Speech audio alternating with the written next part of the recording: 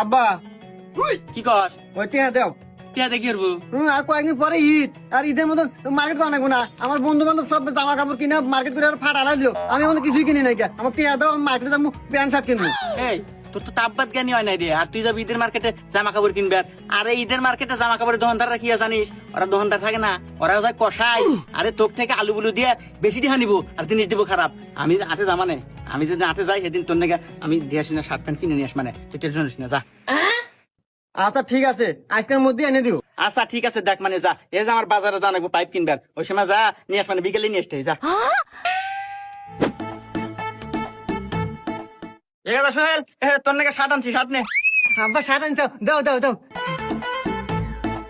হ্যাঁ নিয়ে আসলাম। তুই এক কাজ কর, তুই যা ভিতরে জানলা পরে আয়, দেখি কেবা মানালো আর লগা সাইজ ছোট বড় হচ্ছে কিনা এটাও দেখা যাবে নি। আচ্ছা আব্বা, আমি পরে আসতেছি।